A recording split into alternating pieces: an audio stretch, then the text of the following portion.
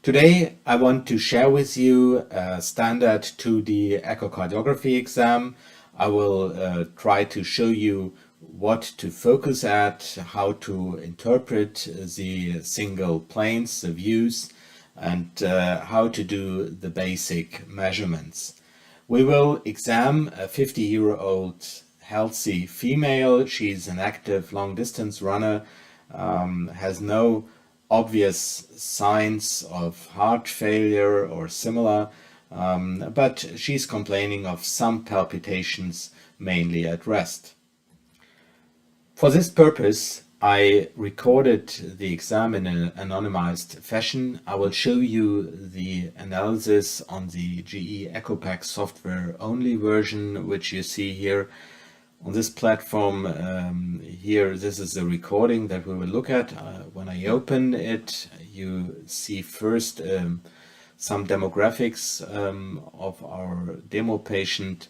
I have entered height and weight of the patient, and we have also measured blood pressure. On the right side, you see the single recorded views, and I will start with the first clip here, which is the parasternal long axis view. Now please notice that we have recorded several heartbeats in a row, so not only one. You might also record only one good heartbeat. This longer cycle here starts with a ventricular premature beat with an extrasystole.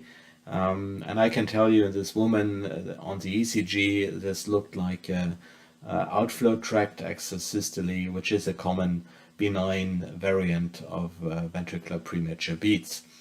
Now for the analysis, I will focus on the last cycle, and this can be just fixed here in the CineLoop menu, where I click on the last cycle, and now we will only see the last cycle of this recording.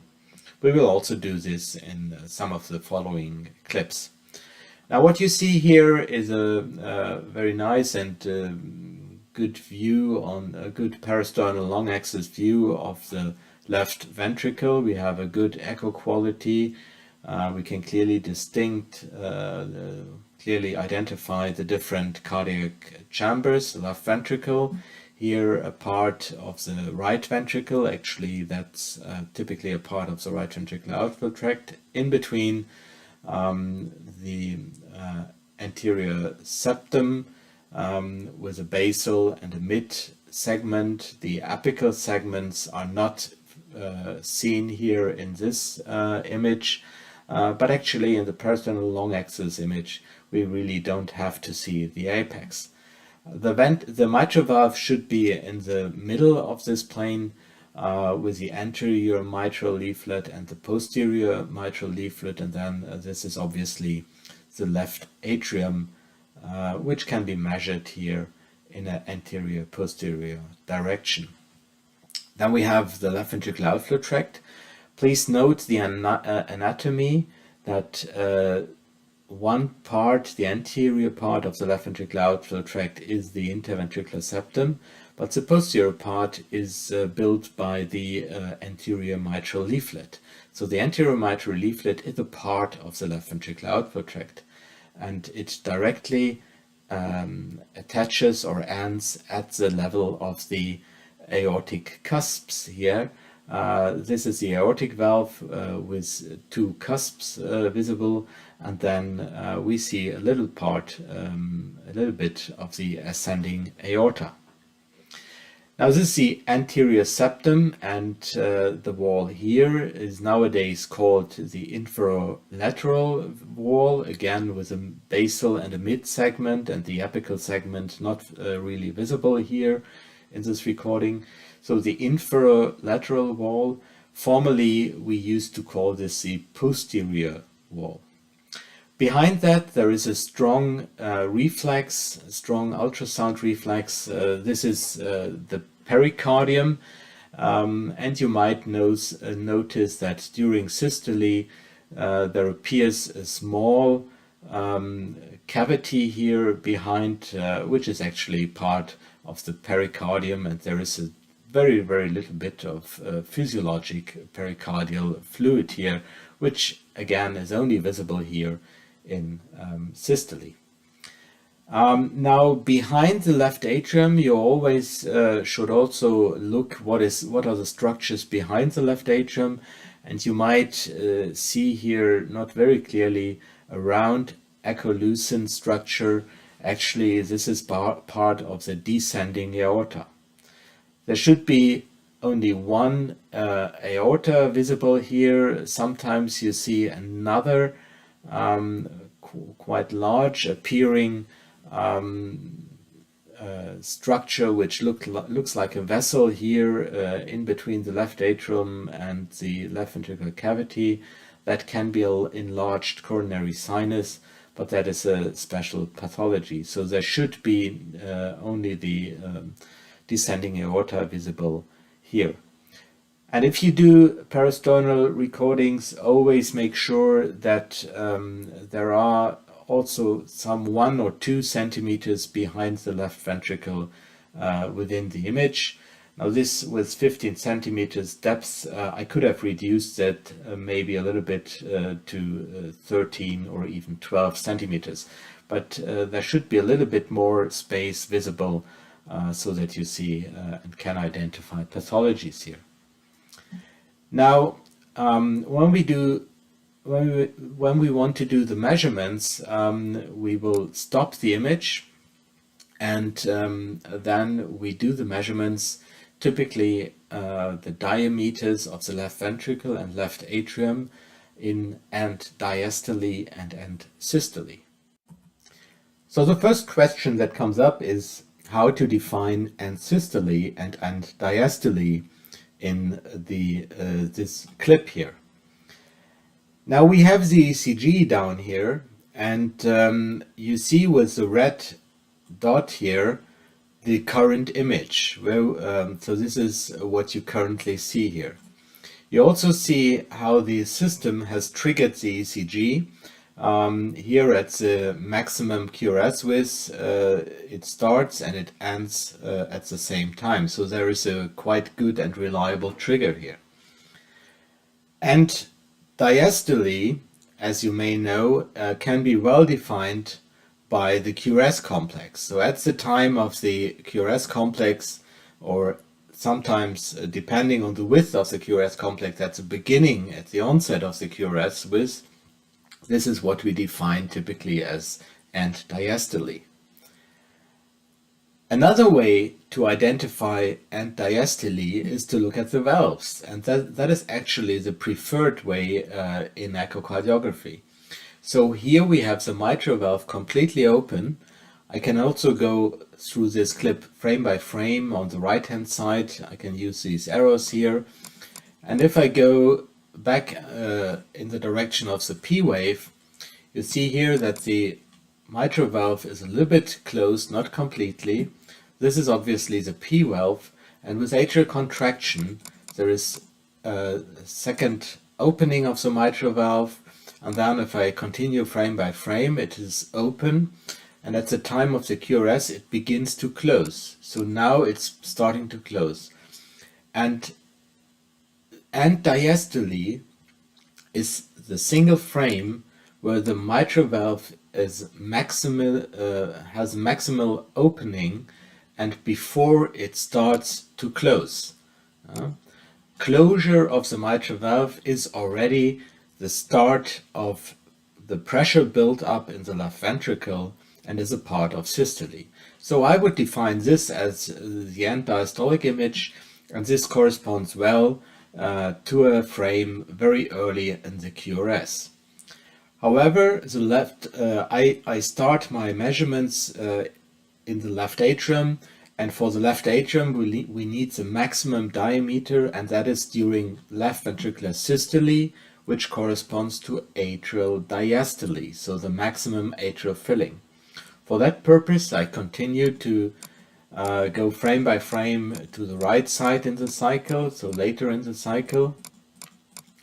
And now I have to define end systole. Some say end systole is the end of the T wave. Now this is generally usually true, but end-systole cannot be reliably identified by the T-wave or by any ECG criterion. The best way to identify end-systole is again to look at the valves. And now here during left ventricular contraction, obviously the mitral valve is closed and the left ventricle is ejecting blood into the aorta. If you go on frame by frame, you will notice that at some time here now the aortic valve, I go back, is open and it's closing, and now the mitral valve starts to open. So a good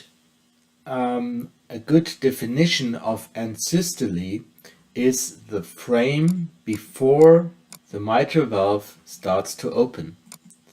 And this is just briefly after the aortic valve starts to close. So the last frame before the mitral valve opens is end-systole. For the measurement, we go to the measure menu on the right side here. And normally the measure menu starts here with the generic measurements, where you can use a caliper just to do an undefined measurement, but then you have not told the system that this is the left atrium. So it's better to go to a dedicated measurement, and this can be found here in dimension, under dimensions. And here we have the left atrial diameter. So we would activate. Now we measure the diameter, the peristernal diameter of the left atrium in the anterior posterior direction. Formerly, we always did this by the M-mode. Nowadays, we often use the 2D image for the measurements. And you should try to imagine a line, a kind of M-mode line, which is going through the left ventricular outflow tract and through the left atrium.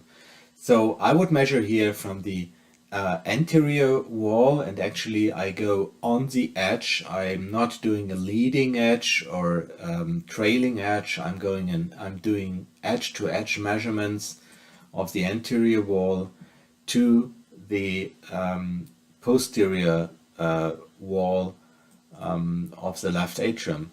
And this gives me a diameter of 3.7 centimeters, 37 millimeters, which is within the normal range, which should be below 38 to 40 millimeters, depending on the age and size of your patient. So this was the first measurement for the left atrium. Now the second measurement is done for the left ventricle, and this starts not in end diastole, end systole, but in end diastole. So we would have to go back to an end diastolic frame. The mitral valve is open. I just check here briefly. Now it closes, so I go back to the last frame where the mitral valve is open. And here we want to measure the left ventricular diameter from the anteroseptum to the inferolateral wall. We also would like to measure the thickness of these walls, and this is measured in a perpendicular direction, on a line perpendicular to the long axis of the left ventricle. So the long axis is from the left atrium through the valve to the virtual apex, which is not clearly seen here. That's a long axis, and in a perpendicular direction we measure the dimension of the left ventricle. I also do this nowadays almost always in a 2D image. You might use the M-mode, but there are some pitfalls for the M-mode, and this is typically that it is quite difficult to have the M-mode line in a real good perpendicular direction. In this view, I would again go to measure, and we have here the measurements for the interventricular septum. I could do this in an automated fashion using the artificial intelligence of the system, but for the purpose here of this video I have deactivated the auto measurements and I will do this manually. So this is the first measurement for the interventricular septum in a diastolic, in the diastolic image. That's what the D stands for. And as you will see, when I finish the first measurement, the system automatically moves to the next measurement here, so that we can do this in a systematic fashion. So again, I'm doing typically edge-to-edge measurements. This is here the interventricular septum, and then we have moved to the left ventricular internal dimension, the end diastolic internal dimension, and we will stay here just below, when we view from the apex, just below the tips of the mitral leaflet. Again, starting here from the edge to the edge of the left ventricle, that gives us a diameter of the septum of less than 1 centimeter, so there's clearly no hypertrophy, and we have a left ventricular internal dimension of 5 centimeters or 50 millimeters, which is also within the normal range for this woman, which is 173 centimeters tall. Now we are also measuring the thickness of the infralateral wall, formerly the posterior wall, as I learned it in my early training here. This also shows no sign of hypertrophy. And you already see another calculated value, which is an end diastolic volume, calculated to 118 milliliters. Now this is calculated only from these first measurements here, according to a formula which has been derived from Emmott measurements in the 70s. This is the Teichholz formula. Please note that this value actually is a rough estimate. It can be used if you are if you are sure that there is no other pathology within the ventricle, that is that the ventricle has no regional wall motion abnormalities, but it's a very rough estimation, and it has to be checked. It is just based on a formula which has been derived from a sample of patients, and this is not what we use today as a standard. For that we would use a two-dimensional measurement, or maybe even 3D echo. Now the next thing we have to measure, we have to do the same measurements in systole, in end systole.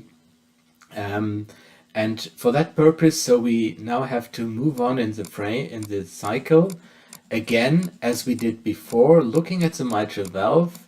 Valve is closed, closed, closed, and this is still systole. Here the mitral valve is opening, so I go back, and the last frame before the mitral valve opens is end systole. Now here we now measure the interventricular septum, internal diameter, and the infralateral wall during maximum contraction.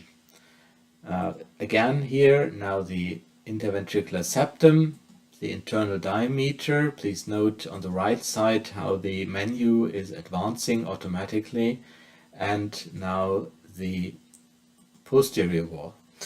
And when we have added these values, as you can see, you now get a lot of calculated values also for the end systolic volume according to the Teichholz formula, and for left ventricular mass. Left ventricular mass is also here, as I have entered height and weight of our sample patient, is also calculated to the body surface area, and there are different formulas which are used here. Now again, this is mass, left ventricular mass, only based on a one-dimensional measurement, and this may not represent the true left ventricular mass if the ventricle is not symmetric. But for some purposes, particularly if you study patients with hypertension who have no regional wall motion abnormalities and a symmetrically shaped ventricle, or for some larger studies, population-based studies, this can be well used to get an estimate on left ventricular mass. But be careful, it's a one-dimensional measurement and you have no information what is happening, for example, at the apex here. Now these are our standard measurements. This is now end systole, and you may also, if you want to do further calculations, for example later for the aortic valve, you may also in some patients, not in everyone, but in some patients you might be interested in the diameter of the left ventricular outflow tract, which is here below the aortic valve. And this again is measured in its largest diameter, which is typically end systole, in an anterior posterior direction. Formerly I was trained to measure the left ventricular outflow tract, well, we said 1 centimeter below the aortic valve, so I would have measured here. But nowadays it's now generally recommended to stay closer to the valve, and so I will measure like this here, which gives me a quite small left ventricular outflow tract. I did this now in a parasternal long axis image, which I have not optimized for the left ventricular outflow tract. I can just recommend, if you need a true dimension of the left ventricular outflow tract, optimize your image and do the measurements in a separate clip or image optimized for the left ventricular outflow tract. There's always a tendency to underestimate the diameter and then the calculated area of the left ventricular outflow tract, and there is also there are good reasons to do this in 2 dimensions, but that's another issue. But just if you're interested, this is the left ventricular outflow tract. You might also look at the ascending aorta. We don't see much of the ascending aorta. This would be measured here in that direction. The aortic sinus can be measured here. Aortic arch has to be examined from another view. So these are the basic measurements in the parasternal long axis view. In the parasternal long axis, always also look at the right ventricle. You want to check whether the right ventricle is dilated. So that's the first clue whether there is a problem in the right ventricle with dilation or hypertrophy. So what is the diameter here of, this is actually the right ventricular outflow tract, as I said, but you can measure here the RVOT diameter, and again I do this in a little bit adapted anterior posterior direction, and in this lady the diameter is below 3 centimeters, and that is a normal value. So as soon as it enlarges above 3 centimeters, 30 millimeters, you should get the suspicion that there is some problem in the right ventricle. What you also should look at is the wall thickness of the right ventricle. This seems to be very thin here, and if you would ask me how thick is the right ventricular wall, I would tell you, well, it's very hard to measure. I almost cannot measure the thickness, and that's a good sign actually. As soon as the right ventricular wall gets so thick that you can clearly measure the thickness, so that's above 5 millimeters typically, this is a sign of right ventricular hypertrophy, typically due to chronic pressure overload. So here in this case, normal diameter and a thin wall, that looks pretty good. An additional comment to the valves here in the parasternal long axis view, you see the cusps of the aortic valve. You see 2 cusps. It's very difficult to decide which cusp you see. We will come back to that later.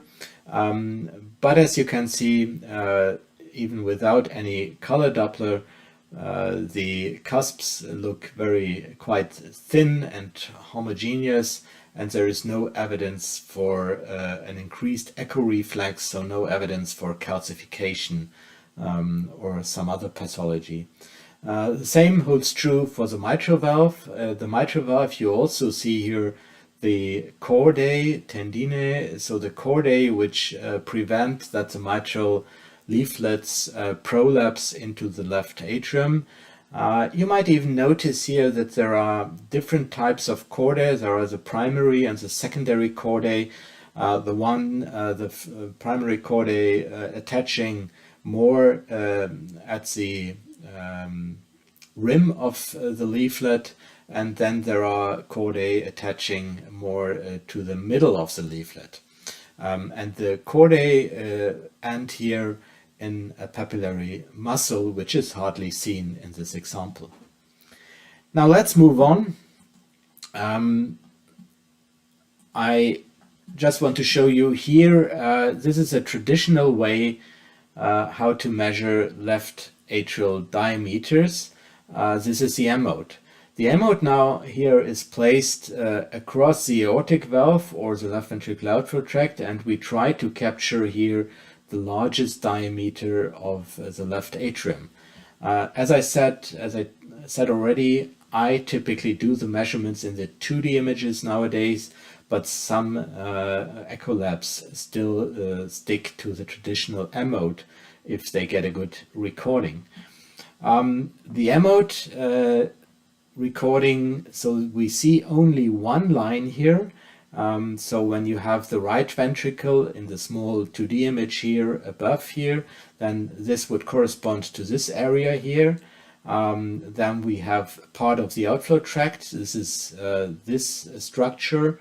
You see a little bit a part of the aortic cusps open and closing. And then you have the anterior wall of the left atrium, and here the left atrial cavity and its posterior wall. Of course, you can do measurements also here. We have some prepared, we have a prepared menu here, a dedicated menu for the measurements. I select left atrial and aorta. The menu now tells me, if you look at the lower border here, the lower border, that I should place the measurement on the anterior point of the aorta. Well, I do the measurements here in the M-mode as it tells me the aortic diameter. Actually, I don't use this measurement because I don't trust it very much. The M-mode is optimized for the left atrium, so now I would focus on the left atrium, again doing an edge-to-edge measurement. That is how we do the measurements, edge to edge. There are some other labs doing a leading edge to leading edge measurement that would be a little bit more here and a little bit more anterior in the posterior way.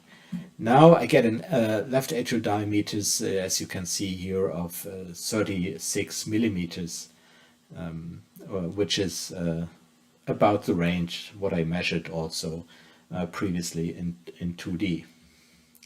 The problem is, obviously, it's a one-dimensional measurement, and it's not always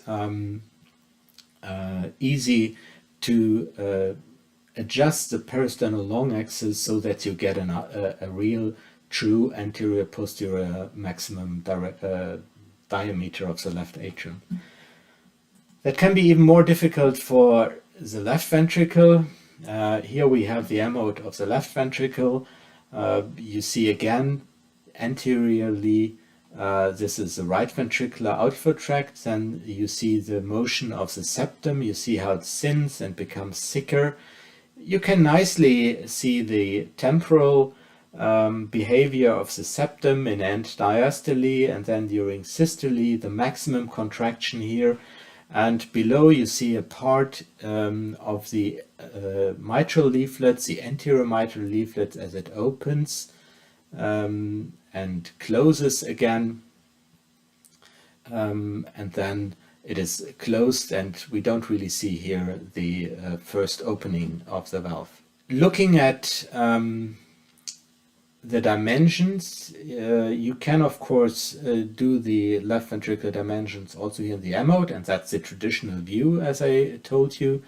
Again, you open the measurement menu, and now you can, for example, do this LV study. You can choose the single values in under the submenu dimension, starting with the interventricular septum in diastole.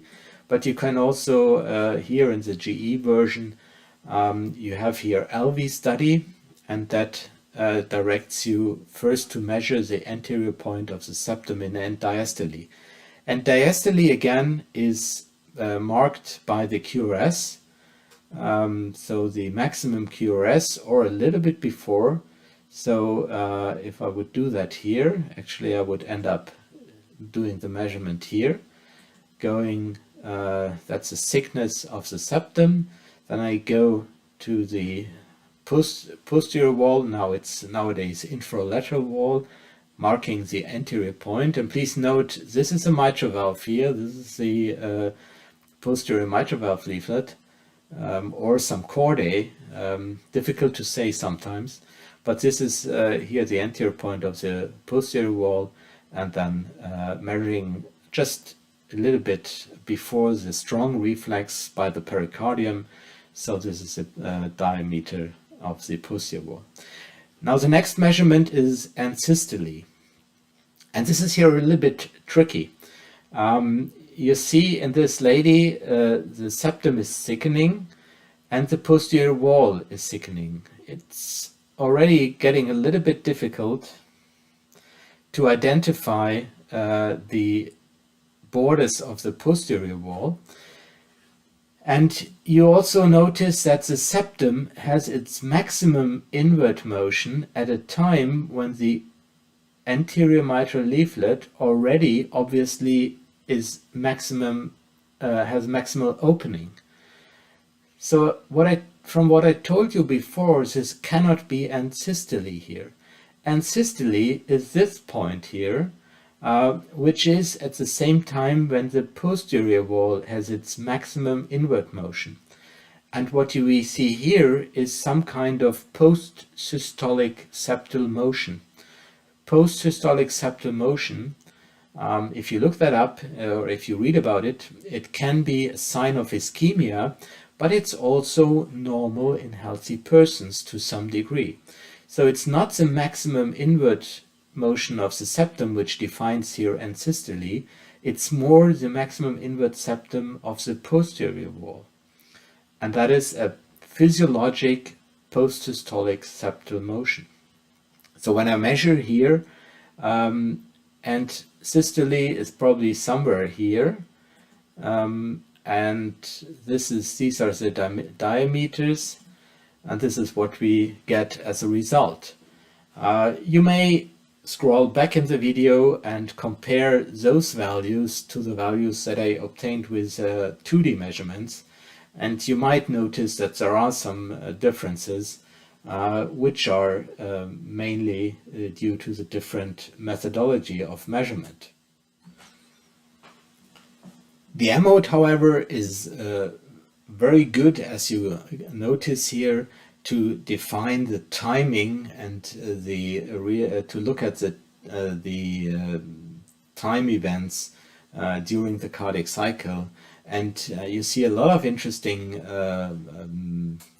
behavior also in pathology, in particular of the interventricular septum. So it's always worth to look at the M mode and to compare the motion of the septum and the posterior wall, and to learn from that with respect to a normal and pathologic septal motion.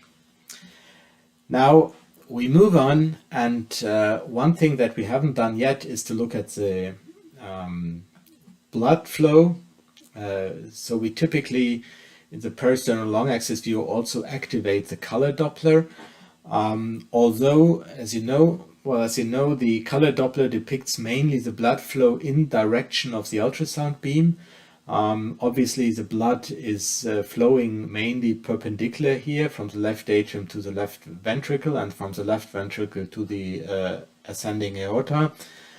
So you might think that it's not useful to do the color Doppler, but you want to look for valvular regurgitations mainly. That creates turbulence of flow, and turbulence of flow can also be well visualized in that direction here. And you might notice there is a quite small, very small amount of turbulence here at some time at one cycle in the mitral valve, so it's a very tiny trace mitral regurgitation which can be picked up here. But in general, this looks pretty normal here. There is no regurgitation jet across the aortic valve, and a very tiny one for the mitral valve. If you do the color Doppler during the exam, I would recommend to tilt always the probe in the other axis, so more to the right and left, so to scan a little bit for regurgitation at the extreme borders at the side of the valves. When we have done this, we turn the probe about 90 degrees and we take a look at the short axis. Again, here we have a longer sequence, and you notice a ventricular premature beat. That's the reason for the exam here. But here I focus again on the last cardiac cycle. The last cardiac cycle always checks the ECG, has no premature beats, so that's a normal contraction. That should be the normal situation without any disturbance by arrhythmias. And you can nicely see here the short axis view partly imaged the papillary muscles, so that's the posterior medial papillary muscles, and that's the anterolateral papillary muscle. You see the circumference of the left ventricle with the anteroseptum here and the inferolateral wall here. So we have lateral and anterior, this is inferior, and this is inferoseptal wall. Always look at the thickening in the short axis view, because you look now, you can focus on radial thickening, and it's sometimes easier in the peristernal short axis view to detect regional wall motion abnormalities than in the apical views. So don't forget to look at the short axis views. And of course, this is a level of the papillary muscle. You have to tilt the probe in the long axis direction to pick up a little bit more of the basal left ventricle. And you should also try to image the apex. When I go back to the papillary muscle level, please also note this is anterior, this is the back of the patient, so here comes the spine, this is posterior, this is inferior. We call this now the inferolateral segment, however, and this is the inferior segment, this is part of the liver here.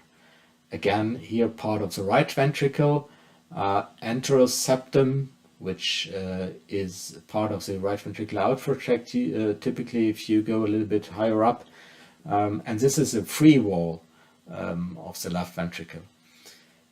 I told you we have two papillary muscles typically, the posterior medial and the anterolateral. However, this is anterior, this is posterior. Please note that if you draw a line here, a horizontal line, that actually both papillary muscles are more on the posterior half of the ventricle. So the anterolateral is not truly anterior, it's still quite posterior in the left ventricle, closer to the spine than to the anterior wall of the thorax. What is the reason for that? Why are the papillary muscles here in the posterior half of the left ventricle? Well, you might get an idea if you go back to the peristernal long axis view. Focus again on the last cycle. So this is an anterior mitral leaflet. Here's a papillary muscle, one of the papillary muscles. I don't know exactly which one actually, or it's just in between. But what's important is that the papillary muscles are important to drag away the anterior leaflet more to the posterior wall. If there would be one papillary muscle up here in the anterior wall, then the mitral leaflet might be dragged more to the outflow tract and might cause obstruction of the outflow tract, which we now only see in a specific pathology, the hypertrophic obstructive cardiomyopathy. But in the normal ventricle, the posterior placed papillary muscles prevent the obstruction by the anterior mitral leaflet of the outflow tract. So I think that's the anatomic reasons why, if we look at the short axis views, both papillary muscles are more posterior than anterior. Now from this view, if we tilt a little bit towards the cranial direction, our image plane, we get now a short axis view of the basal segments, and here we also have some view of the mitral valve, and that's the kind of fisheye view what we see. So this is like not fisheye, fish mouse appearance of the mitral valve, with parts of the anterior leaflet hardly visualized here and parts of the posterior leaflet. And above here, that would be the direction of the outflow tract. And if I go a little bit higher up, I come closer to the aortic valve and the outflow tract. And that's another very interesting short axis view, the level of the aortic valve. I try to, again, focus on the last cycle here, and we'll stop the image here. Let's go back one, or a little bit back and forth, frame by frame. So if I stop here, you see in the ECG, my marker is somewhere after the T wave, so I'm about end systole here, and the aortic valve, or I'm in early diastole, and the aortic valve is closed.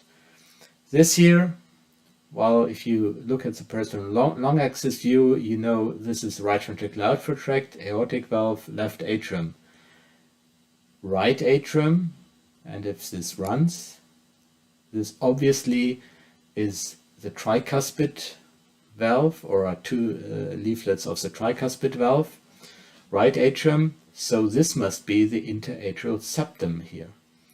And if you would put color on here, you might see an ASD, an atrial septal defect. So this is the interatrial septum.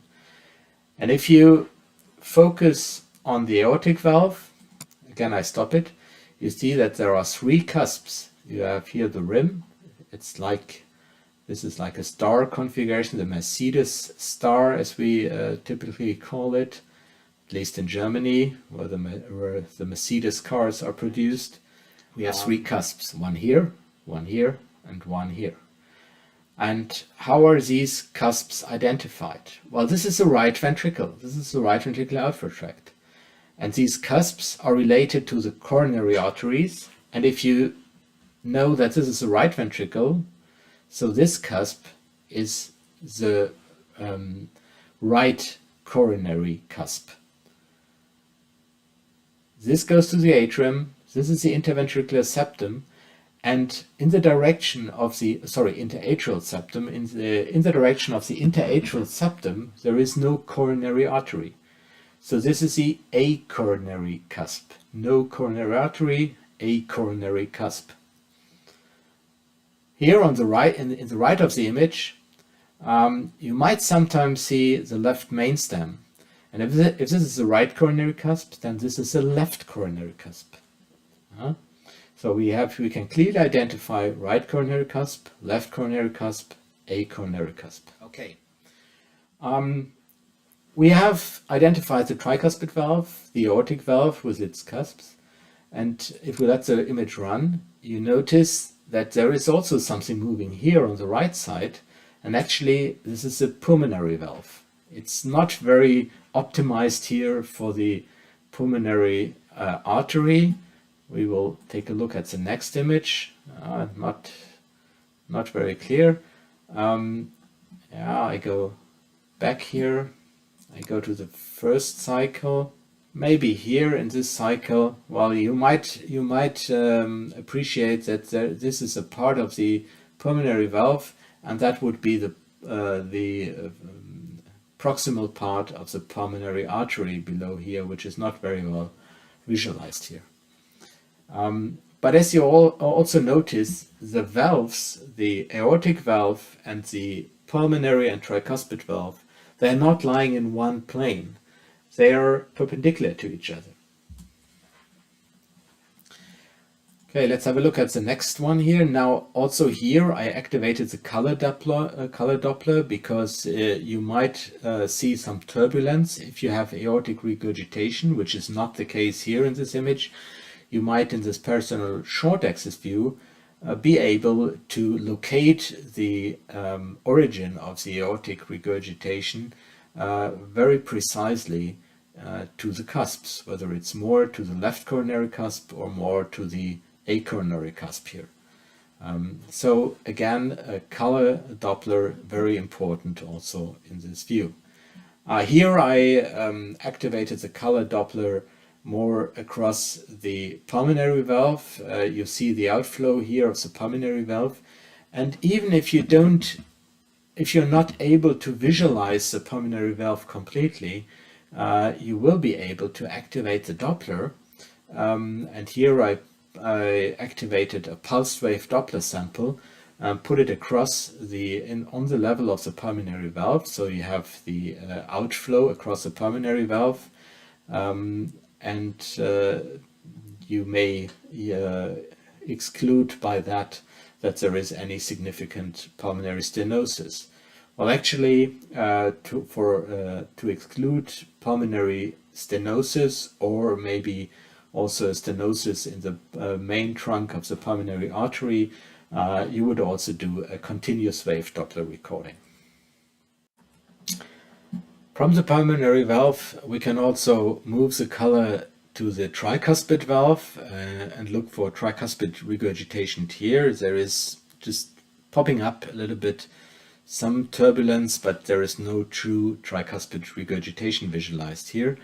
And you might also try to put a continuous wave Doppler across the tricuspid valve here to measure the regurgitant velocity for the estimation of right ventricular systolic pressure, but we will come back to that later, and we will try to do this in the apical views.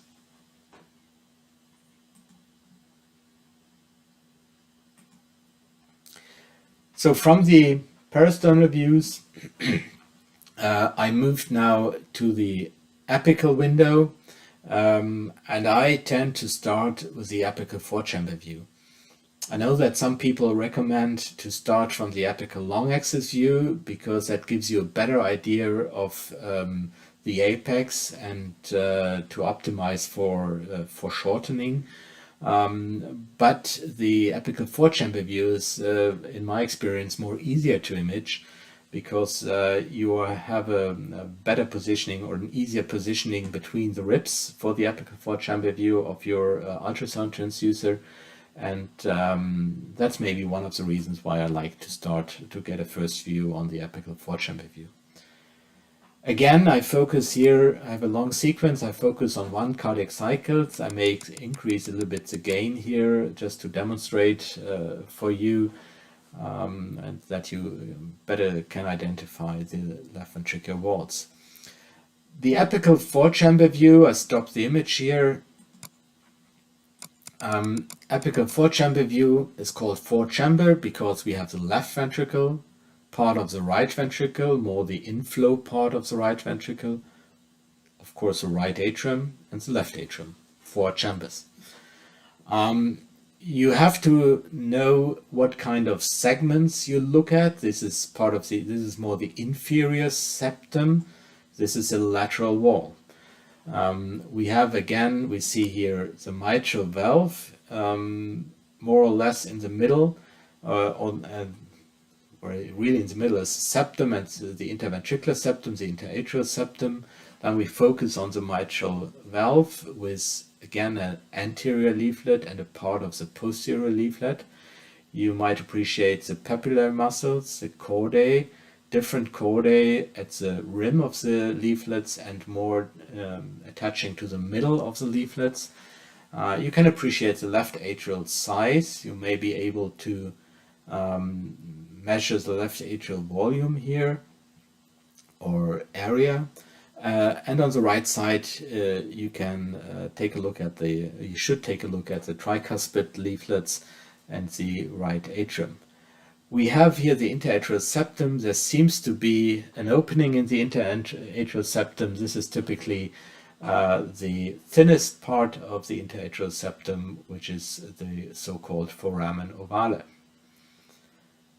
Okay, if we look at the contraction of the left ventricle, there seems to be an inward contraction and thickening in all segments. However, thickening is often very difficult to detect from the apical windows, and particularly in the lateral segments. So you really have to take care that you have the best possible image quality. And what you also notice, the ventricle is not only thickening inwards in the radial inward motion, it's also moving with along the long axis. So the level of the mitral valve here, or the tricuspid valve, is not on a constant level, but it's moving up and down, and that is the very important long axis contraction or long axis function of the left ventricle. I will come back later to the RV function analysis. Let's have a look first at the anatomy of the other apical views. Now this is the apical four-chamber view, where I typically start my apical exam. If you now turn the probe 60 degrees counterclockwise, you first will end up in the apical two-chamber view. Two chambers, the left ventricle and the left atrium. The left ventricular two-chamber view is characterized by some distinct features. Now we see the anterior wall of the left ventricle, and on the other side now the inferior wall of the left ventricle. You see parts of the mitral valve. It's often you don't see the complete opening here, depending on how you focus here, but you should see the true apex of the left ventricle. And in the apical two-chamber view, the left ventricle typically is a little bit banana-shaped, and there is the anterior wall is a little bit convex, and you should try to optimize here for the left ventricular apex. What you typically should see at the level of the left atrium is on the right side, if it's large enough and if the image quality is good enough, the left atrial appendage, or you might, well, at least guess that the left atrial appendage is here. It's very clearly visible in this case here. And on the other side, a round structure, which is the ostium of the coronary sinus. So the ostium of the coronary sinus and the left atrial appendage and the left ventricle, the true apex, characterize the apical two-chamber view. If we further turn our probe counterclockwise 60 degrees, we end up in the apical three-chamber view.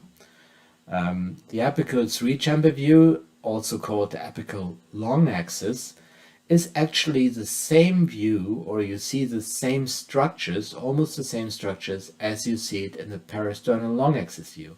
So this view, you can turn it, tilt it in the image, and then you end up with a kind of parasternal long axis view. But here now you can appreciate the left ventricular apex. Also here you should try to optimize that you have no foreshortening. Actually, the motion here in the apex, which comes very suddenly, becomes shorter or there is some wall coming into the image, tells me that maybe I still have some foreshortening here in this case. We have the same walls that we see in the peristernal long axis view. So this is the anterior septum, and on the other side it's the inferolateral wall. Formerly, when I was trained, we called this the posterior wall. We have the anterior mitral leaflet and the posterior mitral leaflet. We don't see the ostium of the coronary sinus. We don't see a left atrial appendage, but we see the left ventricular outflow tract, the sinus of the aorta, and a little bit a part of the ascending aorta. So this characterizes the apical long axis view. In each of these views, we should activate the color Doppler and looking across the valves for regurgitation or turbulent inflow in the presence of stenosis. And in each of these three apical views, you should always not only activate the Doppler, but then tilt a little bit the probe so that you really scan the complete valve. Here, the color Doppler is focused at the mitral valve, and you might appreciate a slight, very trace regurgitant flow a little bit during systole, which is a minimal mitral regurgitation.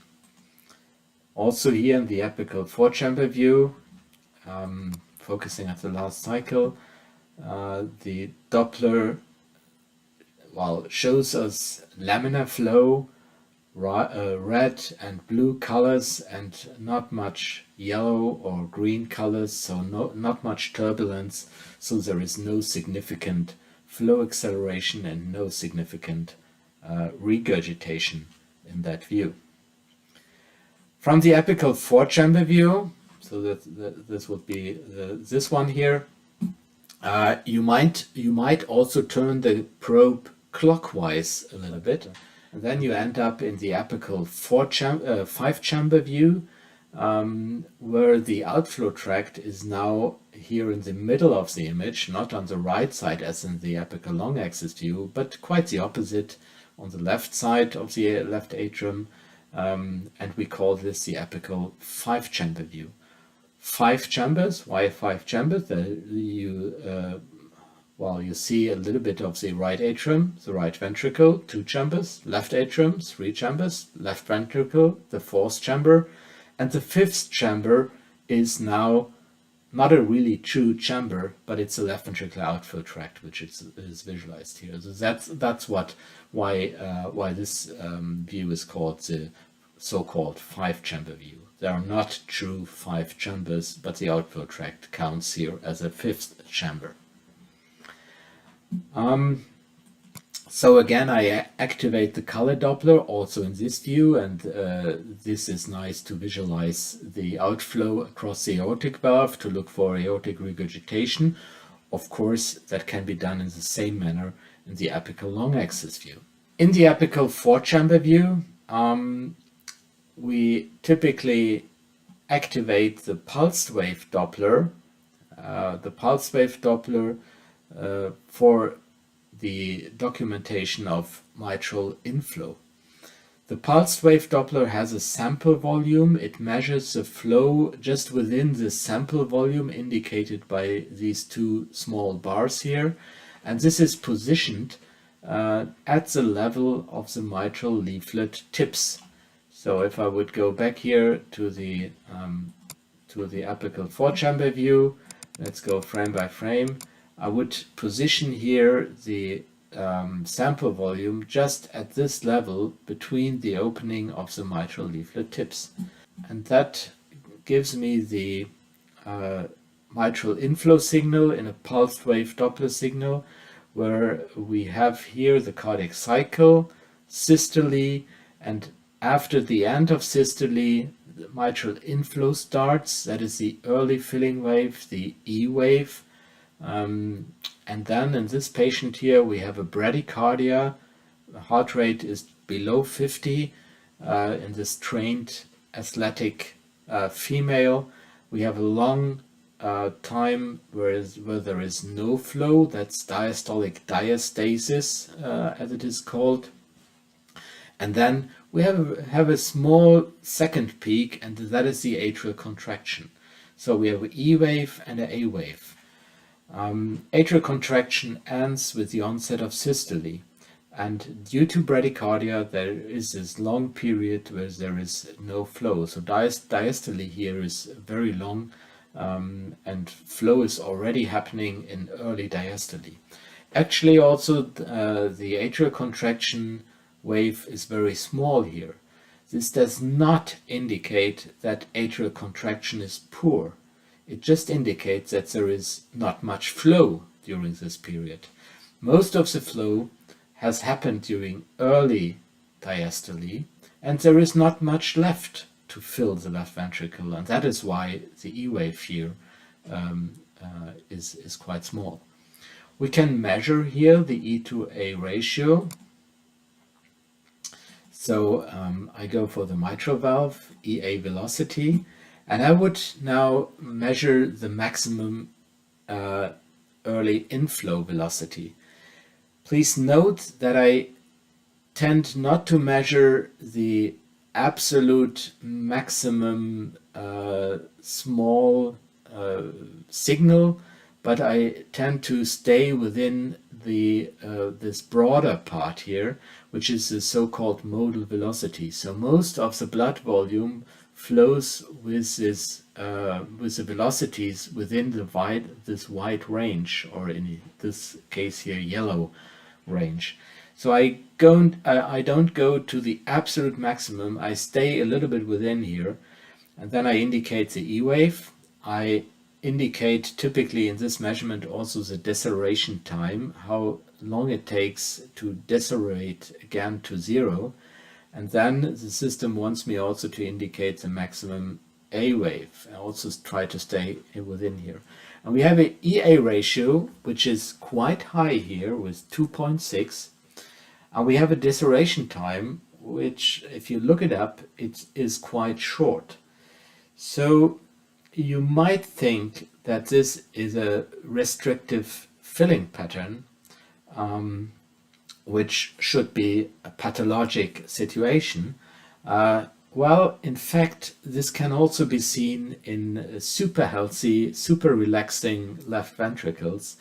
This is a pseudo-restrictive filling pattern, actually, but that is a topic for another lecture.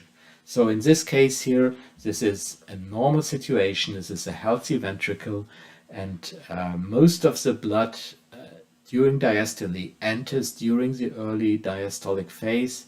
There is bradycardia, and there is a long time, much more time for filling that is needed. And most of the volume has entered during early diastole.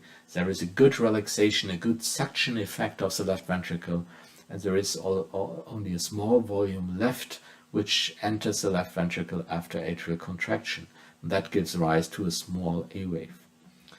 But this is where we measure E and A ratio. So after the standard measurement of the mitral inflow pattern, we might take a closer look on cardiac function by comparing the mitral inflow to the long axis function of the left ventricle. That told you, going back to the apical four-chamber 2D image, there is a significant long axis motion of the left ventricle. So it's not only inward contraction by thickening, but there is also a shortening of the complete left ventricular cavity during myocardial contraction, and that gives rise to a displacement of the atrioventricular, of the AV plane, the atrioventricular plane, in the direction of the long axis of the ventricle. There are different approaches how to measure this. In another video I show you how to measure this by left ventricular strain analysis. An easy or a simple method to look at long axis function is to activate a kind of M mode. So to set a line across the left ventricle at the hinge points of the mitral valve leaflet. I might try to do this here. I can activate here a kind of M-mode, and I place this here at the septal hinge point and at the lateral hinge point.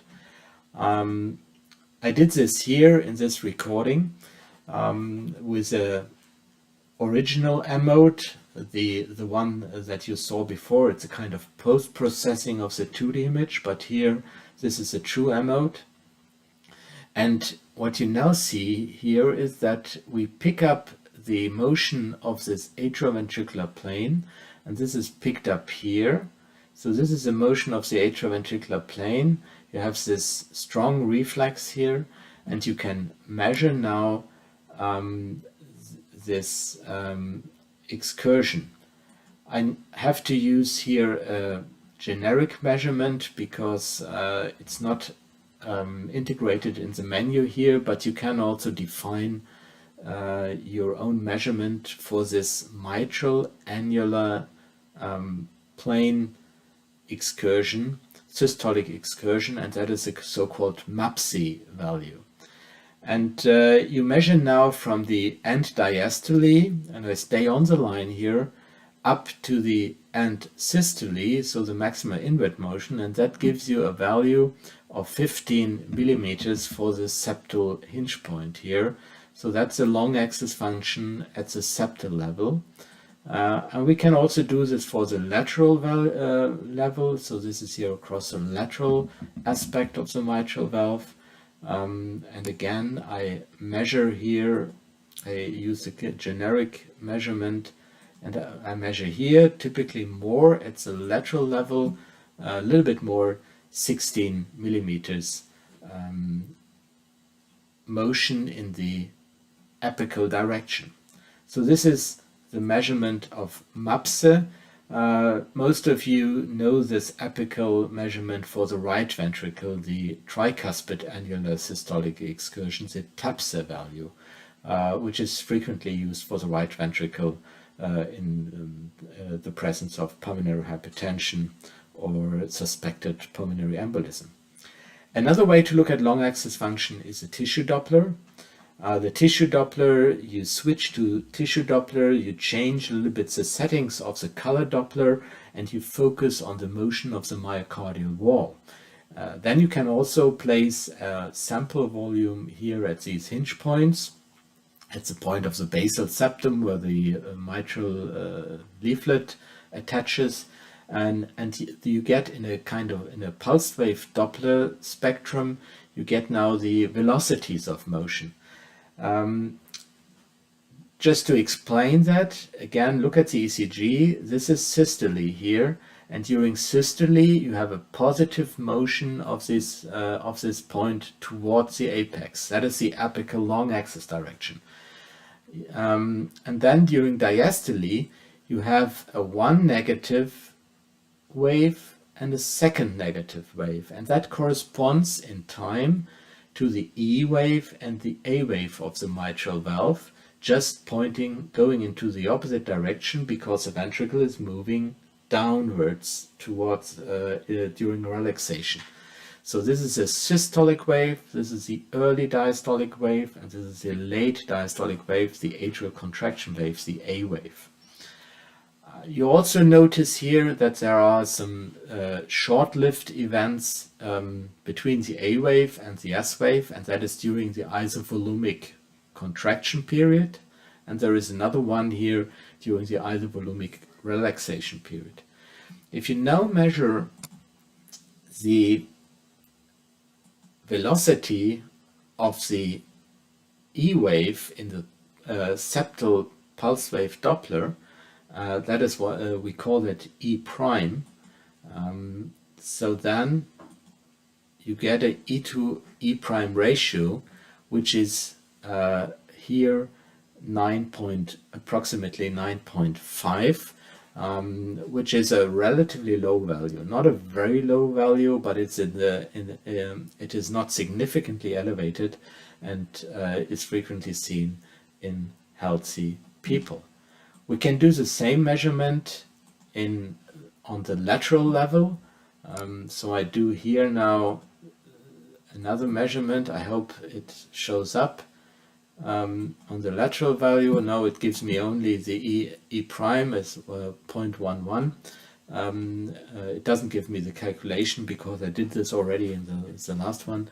But again, you can calculate the E to E prime for the lateral wall. Well, let's do it briefly. We repeat the measurement of the E to A velocity. Just doing that briefly. That should give us the ratio. And here the ratio comes up for the lateral wall with 6.7, which is a clearly low value, indicating that that the left ventricle has a good relaxation property and that the left end diastolic pressure is not elevated. So for the aortic valve, I typically use the apical 5-chamber view. You may also use the apical long axis view to image the outflow tract and the aortic valve. Please note that if you use the apical 5-chamber view, don't just tilt the probe from the 4-chamber view, but rotate it slightly in the clockwise direction. Now you can place a pulse wave Doppler sample. You may look first at the color Doppler, look for turbulence, but then you place a pulse wave Doppler sample at the level of the outflow tract and later activate the continuous wave Doppler. Unfortunately, I noticed that in this particular patient I have forgotten to store the aortic Doppler, so I will explain that to you in another healthy athlete. Here I have the pulse wave Doppler signal in the left ventricular outflow tract, and you see the Doppler spectrum. So notice this is the zero line. Everything that is below the zero line is flowing away from the transducer, away from the apex, and obviously from the left ventricle into the aorta. You have a typical pulsed wave Doppler spectrum with a modal outer velocity. So you have this bright spectrum at the outer border, defining the outer border of this flow velocity spectrum. And this is depending on the amount of blood cells that are moving with the same velocity. They are accelerating during systole, they reach a certain peak, and then this velocity is decelerating again. There are not many blood cells during systole which are flowing with a low velocity. So this is why this inner part of this Doppler spectrum remains very dark or black. If you want to measure here, you have this is the outflow tract, and you might then look at the left ventricular outflow tract tracing. So I trace the spectrum here, go back to 0, I indicate the heart rate, and if you have measured the left ventricular outflow tract diameter before, which obviously has been done here in this case, you can get estimates on the left ventricular stroke volume and the cardiac output, in this case here at rest. Because if you do the contouring here, you integrate all velocities during systole, and if you know the area of the outflow tract where the blood flows through, you can calculate stroke volume. Having done this, the most important measurement in the routine setting is to place a continuous wave Doppler across the aortic valve. Why a continuous wave? With a continuous wave Doppler, you measure all the velocities across the whole line. With a pulse wave, you measure only where your sample volume is. With a continuous wave, you measure all across the line, and if you, along this way, if you have a maximum velocity which is like here below 1.5 meters per second, which is close to 1 meters per second. So you have normal velocities. You know pretty sure that there is no pathologic flow acceleration on this way. So no significant hemodynamic stenosis of, for example, here the aortic valve. You may also, like before, do the tracing.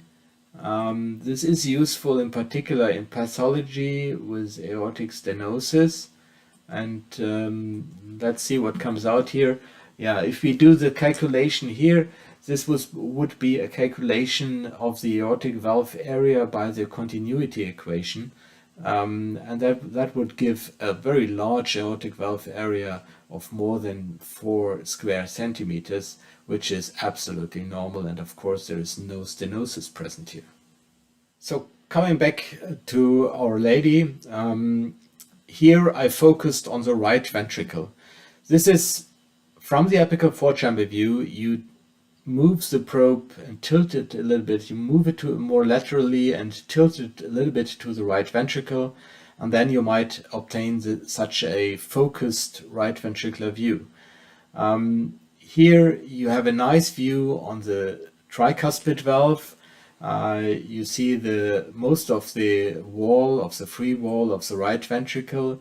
You might measure here the long axis function of the free wall of the right ventricle, the so-called TAPSE value, tricuspid annular systolic excursion. So a lot of important information. I tried here to put a continuous wave Doppler probe across the tricuspid valve. In the previous color Doppler, you saw that there was not any significant regurgitation across the valve, and that also is seen here in the Doppler spectrum. There is some signal here during systole, and here also. We can move on frame by frame also. So there is some signal, but it's very hard to detect where this ends, and the velocities where it's clearly seen are quite low. From the regurgitant velocity, you would be able to measure the regurgitant pressure drop, pressure difference across the tricuspid valve. So let's just, as an example, let's just measure here. Well, I estimate that maybe here could be the end of the signal. There is a regurgitant velocity of 2.4 meters per second. So that's the velocity from the right ventricle to the right atrium. And this velocity is dependent on the pressure difference. And this calculates, after a modified and simplified Bernoulli equation, the 2.4 meters per second calculate to a pressure difference of roughly 23 millimeters of mercury. And this pressure difference, you would add the right atrial pressure, which is probably relatively low here. So add a few millimeters of mercury to 23. So roundabout we get 25 millimeters of mercury, and that would equal to the maximum systolic pressure in the pulmonary artery. So we have a systolic pressure in the pulmonary artery below 30 millimeters of mercury, and this effectively rules out significant pulmonary hypertension. From this subcostal view, we call this the subcostal four-chamber view.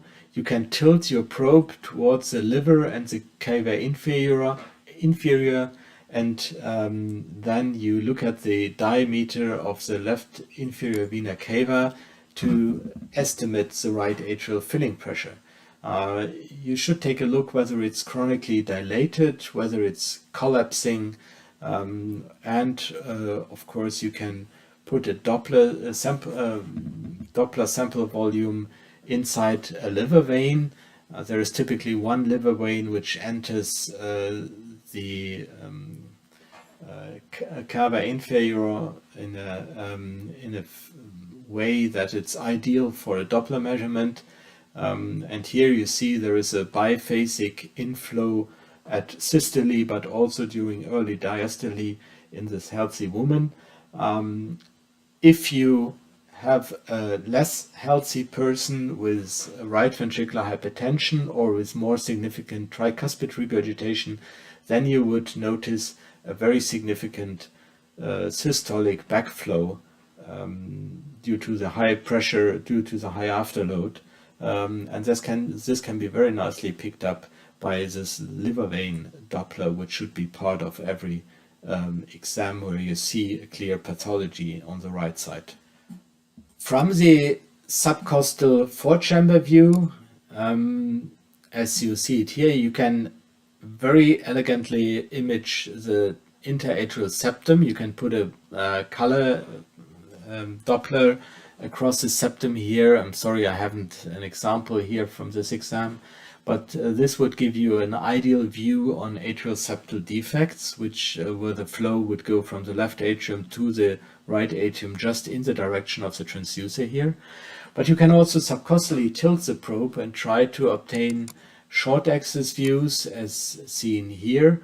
Of course, you have to then rearrange the segments of the left ventricle in your mind. And if you then tilt more to the cranial direction, you might get an ideal view on the right ventricular outflow tract, ideal for Doppler and for judgment whether there is significant pathology. Of course, this is also a good place for placing a Doppler signal, either by pulsed wave or by continuous wave imaging. Well, if you want to measure ejection fraction and if you want to learn about the size of the left ventricle, you have to do the contouring, and you cannot estimate this only visually. Although we see here that the the ejection fraction looks pretty normal. If we need a quantitative number, we have to do some contouring. Before I had to do this manually, I will show you the auto-EF method, which is based on artificial intelligence. And if you choose for the auto-EF, in this case, the device already detects that this is an apical four-chamber view. This is automatically detected, and already some contours are drawn. However, as you know from this image, the apex seems to be a little bit foreshortened. That's why I make here some corrections, maybe not so much. And when I'm happy with the contouring, we have the septum and the lateral wall, I press on process. The image or the loop is tracked throughout the loop, and we obtain an ejection fraction of 56%, which is in the lower range, but quite typical for athletic persons at rest. They don't have a high ejection fraction. They are very happy with a low normal ejection fraction.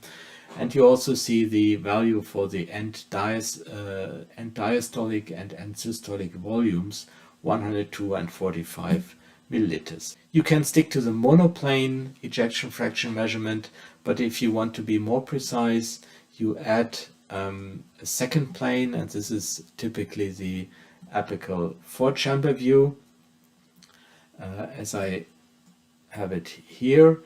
Again, I do some corrections for the wall detection. I press on process, and now the second plane is analyzed and added, and we obtain ejection fraction here in the two-chamber view. It's automatically identified of 57% and an end-diastolic volume of 180 milliliters. The biplane ejection fraction for both the apical four-chamber and two-chamber view is 56%. You can calculate, because you know the stroke volume and the heart rate, you can calculate a cardiac output, which is calculated here to a quite low value at rest. And you have the heart rate here. Of course, then you see the end diastolic and end systolic values in a biplane fashion for 110 milliliters and 49 milliliters, which is in the normal range. So we went through a complete 2D echo exam in detail. I hope you enjoyed it and you learned a bit. I tried to show you what to look at, how to measure a few things. Of course, there's much more to learn, and we just looked at a normal, healthy athlete. Of course, there are a lot of pathologies which I will try to explain in further videos. Thank you very much for your attention.